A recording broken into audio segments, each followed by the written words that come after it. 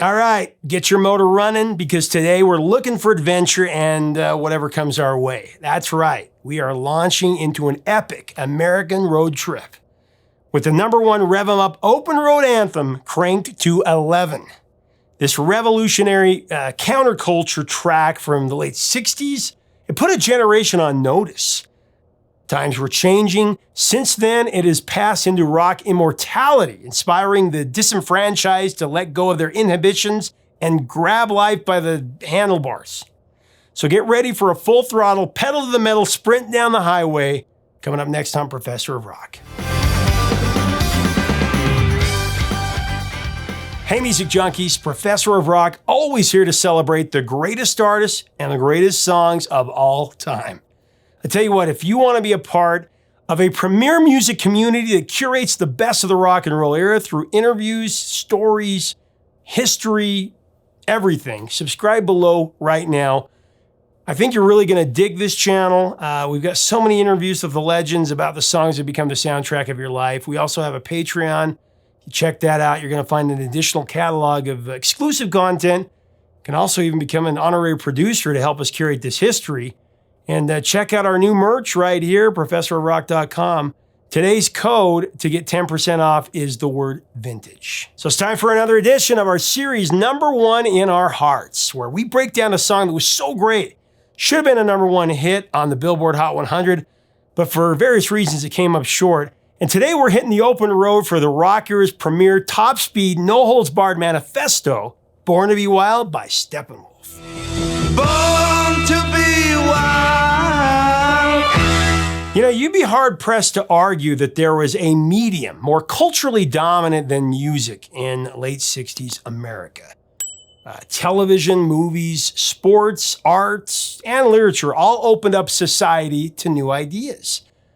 But they also took their cues from popular music. I mean, artists like John Lennon, Bob Dylan, Crosby, Stills, Nash, and Young all cast political shadows long enough to rival their musical identities.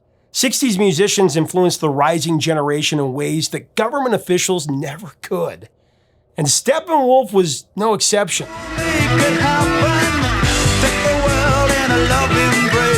Steppenwolf's music embodied the era's countercultural, social, political, and philosophical melee.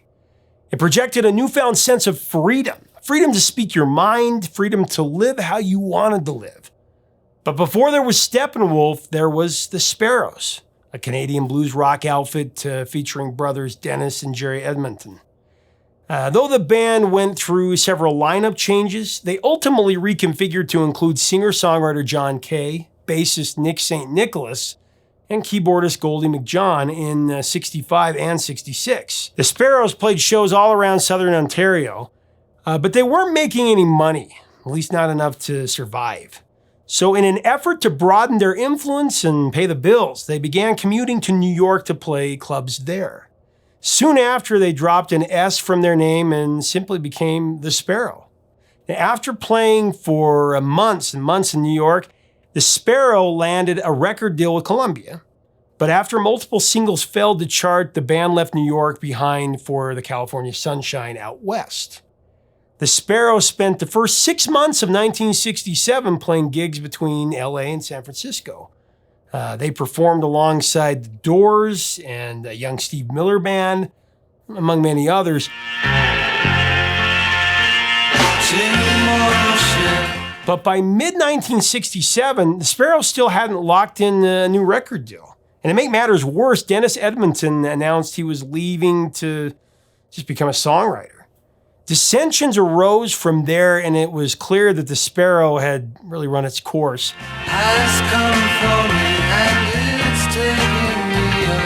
Back in LA, vocalist John Kay's struggles continued even after the band broke up. There wasn't much demand at that moment for a solo blues artist, and he was now newly married and needed financial stability more than ever. But in a serendipitous twist of fate, a record producer actually moved into the apartment next door. His name was Gabriel Meckler, and he worked for ABC Dunhill Records. After getting to know each other, Kay played Meckler some of his stuff, and Meckler was impressed. He encouraged Kay to get the band back together. Now, keyboardist Goldie McJohn and drummer Jerry Edmonton, They both obliged, so that was an easy part. And after placing notices in local record and musical instrument stores, they also recruited guitar prodigy Michael Monarch, and then there was bassist Rushton Morive. With the help of Meckler, the band actually secured a record deal with ABC Dunhill, and the newly assembled group christened themselves Steppenwolf, after Hermann Hesse's mystical novel of the same name. Now, according to Kay, he was totally unfamiliar with that book at that time. He said the young man who lived next door to where Steppenwolf started to rehearse had read the book. When it came time to put a name on the demo box going to the first label, he said, "How about Steppenwolf? I think it's a word that looks really great in print, and it denotes a certain degree of mystery and power, and you guys are kind of rough and ready types." Kay and his bandmates agreed, and that name stuck.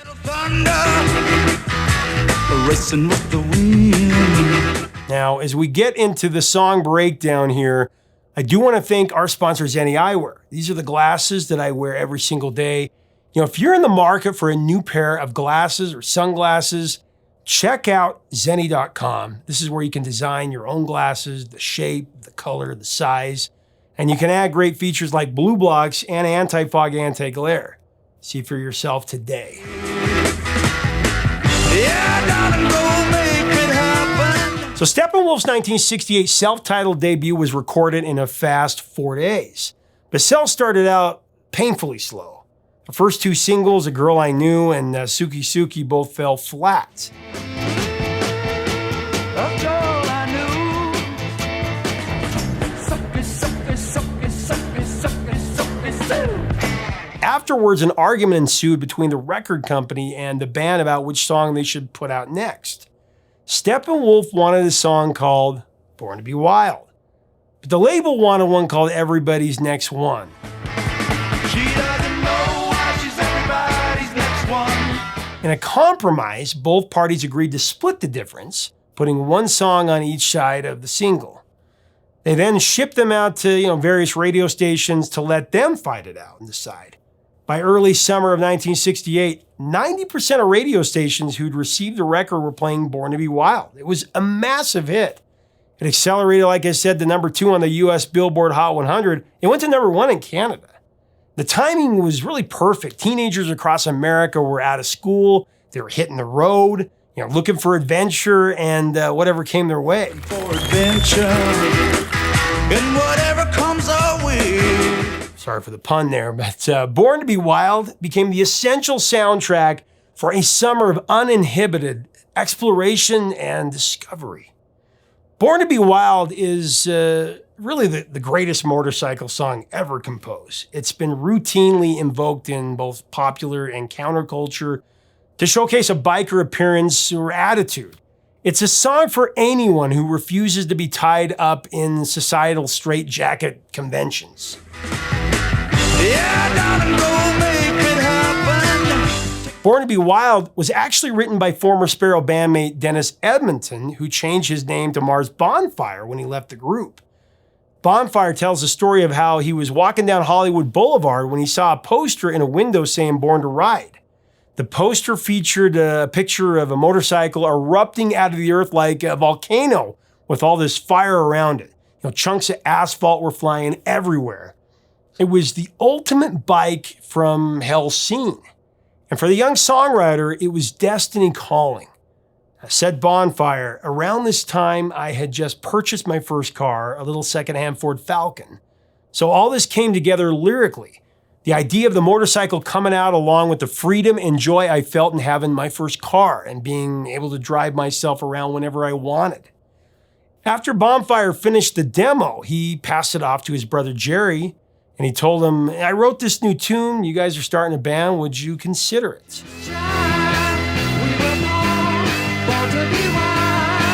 The Steppenwolf crew listened to it, and although it was written in a somewhat subdued, semi-ballad manner, they did hear potential in it. It didn't take them long to upgrade Bonfire's laid-back demo into the hard-hitting Steppenwolf classic we all know and love.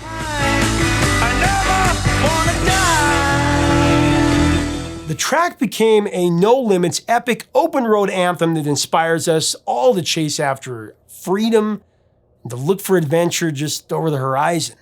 As the song opens up, the first verse puts us right into gear.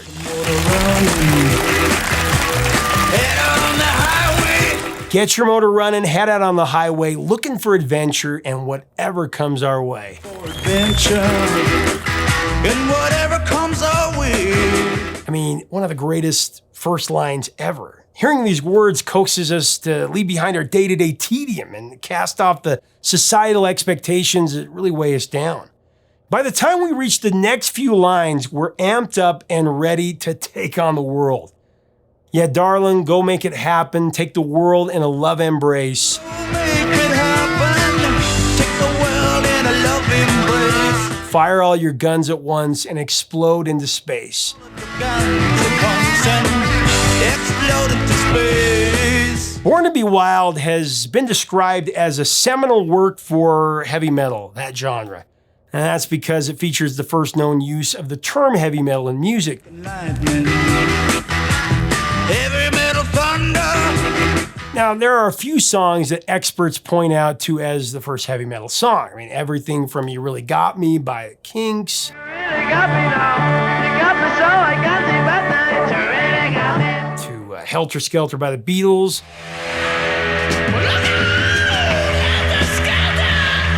There's Sunshine of Your Love by Cream, The light shining through on you. Ingata de Vida by Iron Butterfly,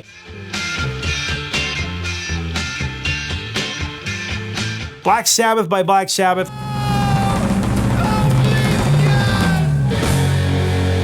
and a few others. But the only one of said songs that has the word heavy metal in it is Steppenwolf. As for what's the first heavy metal song, I mean, I'll let you come up with your own conclusions on that one. As the second verse continues the rallying cry for freedom with the lyrics, I like smoking lightning, heavy metal thunder, racing with the wind and the feeling that I'm under. With the wind and the feeling that I'm under. Now, of course, Born to Be Wild was featured prominently in the 1969 road film Easy Rider, a movie produced by Peter Fonda and directed by Dennis Hopper. They also played the two starring roles, a couple of freewheeling hippies named Wyatt and Billy. Those are references to Wyatt Earp and Billy the Kid. After completing a profitable drug deal in Southern California, the duo set out on a cross-country road trip to New Orleans. It's the story of a man who went looking for America and couldn't find it anywhere. Hoping to get there in time for Mardi Gras, they sprint through America's heartland on custom-made Harley-Davidson choppers. As Wyatt and Billy ride on, crossing an endless expanse of road, they search for freedom, enlightenment, and the meaning of America. They also meet up with Jack Nicholson. I gotta get out of here, man. Co-starring Jack Nicholson. For better or worse, they encounter a diverse array of people, some sympathetic to their nonconformist ideals, many others who are just downright hostile. The pair come face to face with bigotry and violence from small-town communities who see these hippie bikers as a threat to their own ideals. Without giving away any spoilers, I'll just say that this counterculture odyssey across America doesn't end up as planned. Now, the release of Easy Rider marked a significant milestone in American filmmaking. It was a low-budget affair, wholly independent from the typical Hollywood offering, but it touched a nerve with audiences, both young and old, and for vastly different reasons. There was a deep-seated division growing in America at that time that has just continued to grow that chasm. Of a good country. I don't understand what's going on with it. Generational values were coming into sharp conflict. Easy Rider brought this conflict to the forefront by addressing topics that a lot of people didn't want to talk about. Alternative lifestyles, drug use, alcoholism, and sex without limits. And Born to Be Wild was at the heart of all of that. It was featured in one of the most iconic scenes from that era and has the distinction of playing against the opening credits of the film. You know, after Wyatt throws his watch into the dirt and accelerates down the road, the music all of a sudden hits and you're catapulted into an explosive, high-energy montage of the road.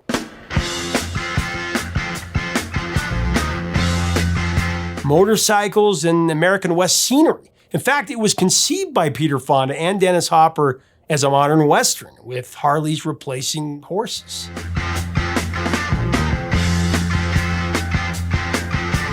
That iconic scene with Steppenwolf in the background as Captain America and Billy flash across the screen, it's tattooed on the baby boomer experience forever. Even the generations that followed. That inspired soundtrack and scenic ride gets your blood pumping and your aspirations soaring. It just absolutely hooks you from the get-go. Head out on the highway. Watching Wyatt and Billy cruising down the highway, it makes us want the same thrilling experience, and whether or not you've ever ridden a motorcycle or even planned to. The feeling that comes from this voyage into self-determination, it's infectious. Born to be wild. And you want to do the same in your own life, whatever that, may look like. I think that all of us are driven to embrace freedom and discovery in our lives. It's a call that none of us can resist. Nature's child. We were born to be wild. Together, the song and that scene from that movie, it just solidified Steppenwolf's status as counterculture icons. And their next song became another seismic hit, Magic Carpet Ride. Great song. Why don't you come with me, little girl, on a magic carpet ride? Born to be Wild was the band's third single off their 1968 debut album, Steppenwolf. Without a doubt, it was their catalyst to break through to the masses. It became their most successful single. It reached number 2, like I said, on the US Billboard Hot 100. It was also certified gold in the US, and not surprising at all, it did really well internationally. It broke the top 20 in Austria, Germany, New Zealand, and the UK, also, again, number 1 in Canada. Born to be Wild has also appeared in a near endless list of films and TV shows. There was Knight Rider, One Crazy Summer, Miami Vice, Family Ties, Wonder Years. Nature's child. We were born to be wild. Born to be wild. Doogie Howser, MD, Home Improvement. Head up on the highway. Speechless, King of Queens, The Simpsons a couple times. Born to be wild. Herbie Fully Loaded, My Name is Earl. Head out on the highway. Heartland and Paddington, Supernatural.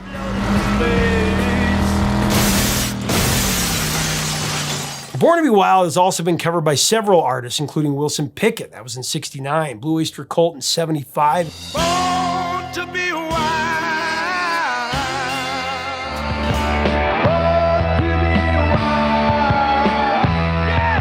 In Excess, '93, Ozzy Osbourne and Miss Peggy. Timbuk 3, Slayer, Kim Wilde.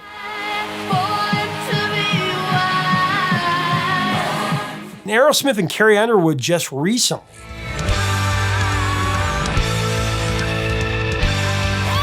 Now, it was held out of the number 1 spot by the Rascals, People Gotta Be Free, which would spend over a month at the top of the charts.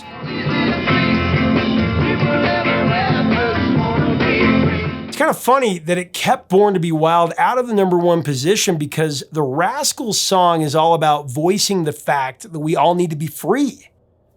Born to be Wild is all about what that wondrous emotion feels like. Born to be wild.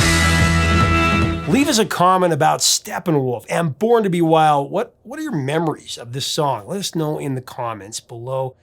And if you like our content, I'd invite you to be a full-time part of our channel by subscribing below. We'd love to have you. And until next time, 3 chords and the truth, my friends. Talk to you soon.